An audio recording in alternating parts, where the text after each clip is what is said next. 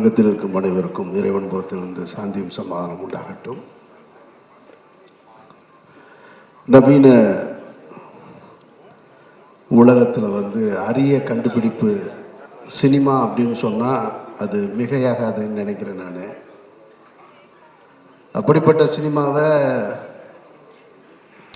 இங்கே எல்லாருமே பல விதமாக பார்த்துட்ருக்காங்க. பொழுதுபோக்குக்காக சினிமா எடுக்கப்படுது. சிலர் பணம் சம்பாதிப்பதற்காக சினிமாவை எடுத்துகிட்ருக்காங்க. சிலர் புகழை சம்பாதிப்பதற்காக சினிமா எடுத்துகிட்ருக்காங்க. இன்னும் சிலர் அதிகாரத்தை பிடிப்பதற்காகவும் சினிமாவை எடுத்துகிட்ருக்காங்க.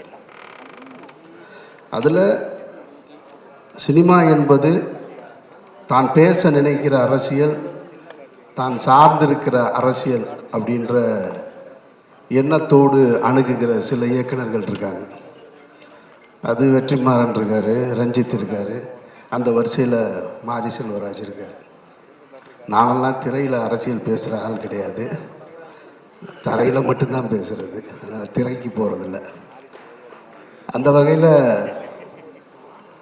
வாழை மாரி செல்வராஜ் பேச நினைக்கிற அரசியலாகத்தான் அந்த படத்தை பார்த்தேன்.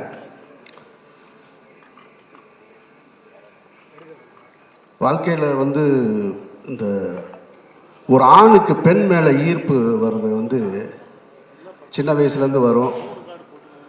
அது திருமணமாகிற நேரத்தில் பொண்ணு எப்படா வேணும்னு கேட்டால் ஆண் சொல்லுவான் எங்கள் அம்மா மாதிரி வேணும்மா. பெண்கள்கிட்ட கேட்டால் எங்கள் அப்பா மாதிரி ஒரு மாப்பிள்ளை வேணும்னு சொல்லுவாங்க. இன்னும் சிலர் எங்கள் டீச்சர் மாதிரி வேணும்னு கேட்பாங்க. அதில் மாரி செல்வராஜ் சின்ன வயசுலேயே அவருடைய டீச்சரை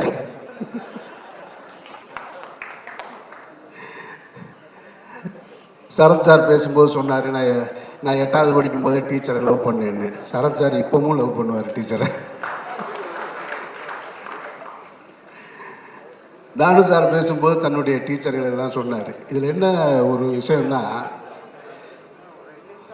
இப்போ இந்த டீச்சரை லவ் பண்ண அனுபவம் எல்லாத்துக்கும் இருக்கும். இப்போ சொல்லலாமா வேணாமான்றது தான் இப்போ இதில் இருக்கிற பிரச்சனையே.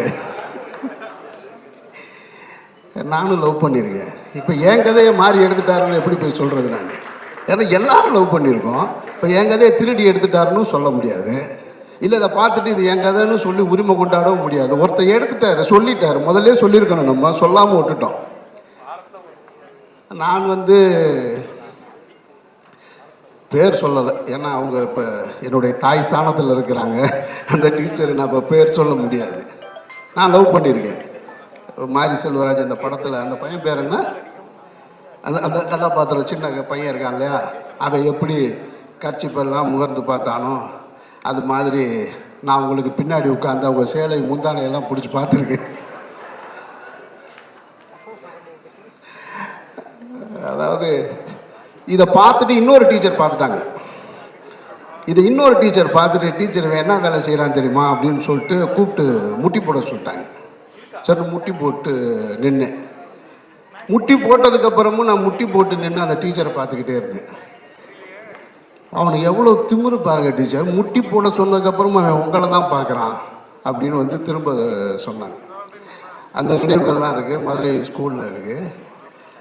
அதுக்கு காரணம் அவங்க அழகாக இருக்காங்க அப்படின்றது கிடையாது, அவங்க நம்மக்கிட்ட அணுகிற அந்த முறை தான். அதுதான் அந்த காதலை உண்டு பண்ணதான் நான் நினைக்கிறேன். நான் இப்போ சமீபத்தில் அந்த டீச்சரை நான் வீட்டில் போய் பார்த்துட்டு வந்தேன், அந்த தாயை பார்த்துட்டு வந்தேன் அப்படின்னு சொல்கிறது தான் சரியானதாக இருக்கும்.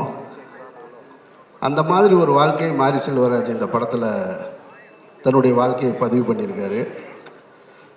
சினிமாவுக்கு எல்லாருமே ஏதோ ஒரு மூலையிலேருந்து கஷ்டப்பட்டு தான் கிளம்பி வந்திருப்போம். எல்லாருக்குமே ஒரு கதை இருக்குது. தானு சாருக்கு இருக்குது, சரத் சாருக்கு, வெற்றிக்கு இருக்குது, ரஞ்சித்துக்கு இருக்குது, எல்லாத்துக்கும் இருக்குது, இங்கே இருக்கிற சூரிக்கு இருக்குது. ஆனால் எல்லோருக்குமே தான் வாழ்ந்த வாழ்க்கையை படமாக்குற அளவுக்கு வாய்ப்பு கிடைக்கிறது இல்லை. கிடைக்கும்போது வேறு வேறு ஒரு விஷயங்களை படமாக்குறோம். அந்த அடிப்படையில் பார்க்கும்போது மாறி தனக்கு கிடைத்த வாய்ப்பை சரியாக பயன்படுத்திக்கிட்டார் அப்படின்றது தான் இதில் மறுக்க முடியாத உண்மை. எல்லாரும் நினச்சா எடுத்துருக்கலாம் தன்னுடைய வாழ்க்கையை. ஆனால் மாறி மட்டும்தான் தனக்கான தான் பார்த்ததை இதை படம் பண்ணியே ஆகணும்னு ஒத்த காலில் நின்று இந்த படத்தை எடுத்திருக்காரு. மாறி வாழ்த்துக்கள். இந்த படத்தின் மூலமாக நீங்கள் எவ்வளோ பணம் சம்பாதிக்க போகிறீங்கன்னு எனக்கு தெரியாது. ஆனால் ஒரு பாரதி ராஜா சொன்னது போல், இன்னும் பல பேருடைய எண்ணத்தில் இருக்கிறது போல், உங்களுக்கான அந்த அடையாளத்தை ஒரு இயக்குனராக நீங்கள் அடைவீர்கள் என்பதில் நானும் நம்புகிறேன்.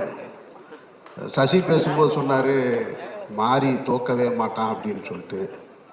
நமக்கு இந்த வெற்றி தோல்வியெல்லாம் நம்பிக்கை இல்லை.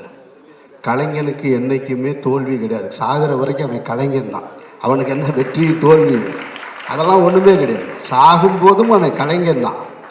உங்களுடைய படைப்பு, உங்களுடைய சிந்தனை மக்களிடத்தில் எப்படி போய் சேர்ந்துச்சோ, பிசி சார் சொல்லும்போது சொன்னார் பாருங்க, நான் இந்த வாழ்க்கையெல்லாம் நான் பார்த்ததில்லைன்னு, நான் திரையின் மூலமாக பார்க்குறேன்னு. அந்த மாதிரி கொண்டு வந்து சேர்க்குற ஒவ்வொருத்தருமே கடைசி வரைக்கும் வெற்றியாளர்களாக தான் இருப்பாங்க. மாரிக்கு என்னுடைய வாழ்த்துக்கள்.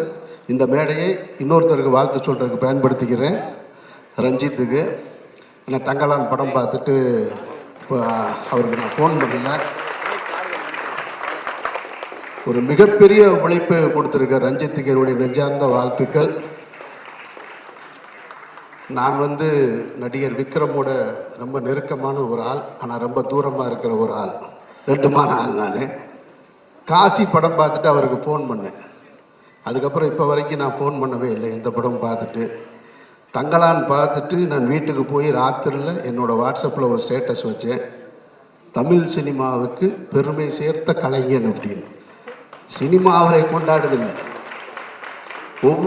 இனிமே எங்கள் தமிழ் ஆக்டர் யாரெல்லாம் அப்படின்னு சொன்னால் விக்ரமை காட்டலாம். அந்த இடத்துக்கு தன்னை அர்ப்பணிச்சிருக்கார். அப்படி ஒரு வாய்ப்பை ஏற்படுத்தி கொடுத்த ரஞ்சித்துக்கும் ரஞ்சித் குழுவினருக்கும் அனைவருக்கும் என்னுடைய நெஞ்சார்ந்த வாழ்த்துக்களும் நன்றிகளும் பாராட்டுகளும். நன்றி.